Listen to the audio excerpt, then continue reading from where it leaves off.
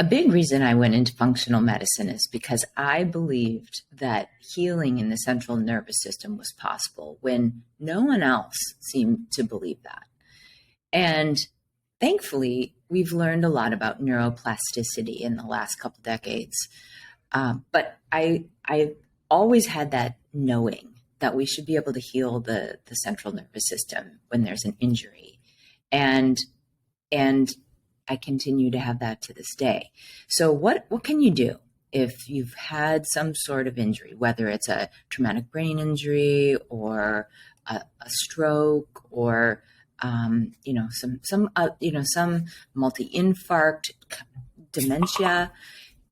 You can work on, number one, healing the mitochondria, because mitochondria are in every cell of your body. These are those little energy factories, but they're extremely numerous in neurons. And so when the mitochondria become dysfunctional, you can develop neurodegenerative and neurological diseases. There's mitochondrial dysfunction at the basis of Parkinson's. There's mitochondrial dysfunction at the basis of Lou Gehrig's disease, even Alzheimer's. And so what can you do?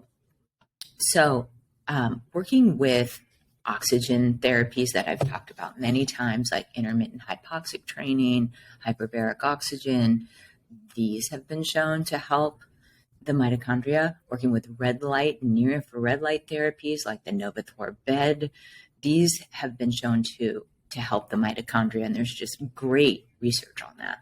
And then working with intravenous products like methylene blue and NAD IVs.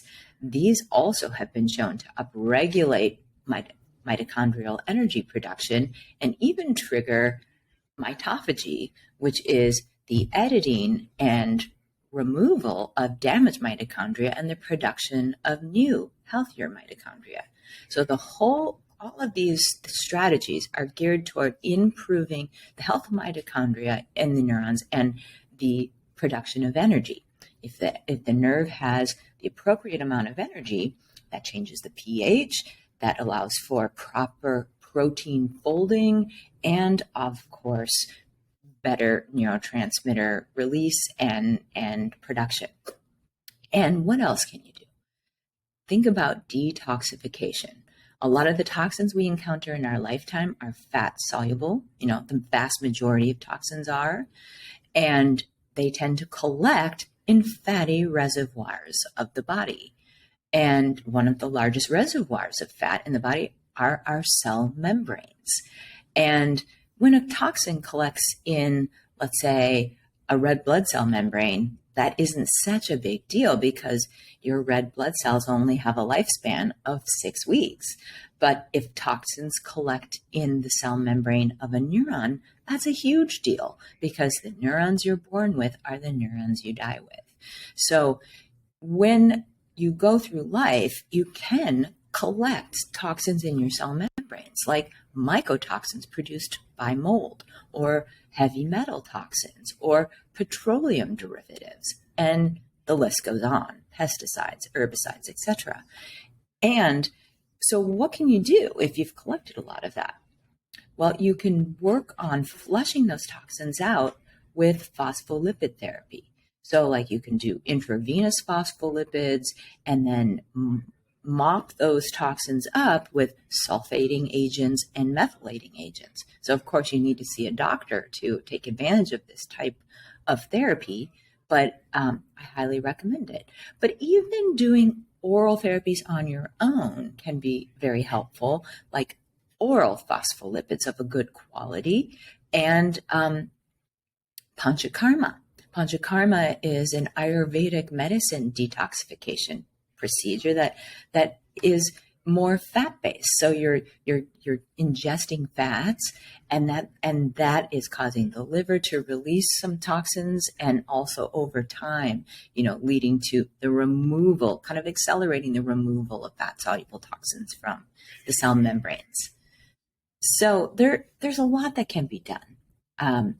Now, when you have strokes or, you've got kind of like an an actual injury to the brain, you might need to go a little bit further. And I have found some stem cell work to be very helpful for the brain. And this is a big topic, but this is not where we're working with cells that you would be injecting into the cerebrospinal fluid or into the brain itself, because that has not proven to be safe or even very effective, and actually has some downsides. But when we activate cells that are naturally present in the human bloodstream and non-invasively guide them into the brain, I have seen remarkable healing. So I've seen reduction in medication needs in Parkinson's patients. I've seen improvement in memory in multi-infarct dementia patients, where people have multiple small strokes that's leading to dementia. And I have seen near miraculous healing in patients that have had ruptured aneurysms. I've seen mild improvement in patients that have had small strokes. So anyway, this is just underscores this idea that healing in the central nervous system is possible. And I think we're just scratching the surface of the potential here. And there are many beautiful therapies on the horizon that give me a lot of hope that we're going to be able to do really remarkable things in the future.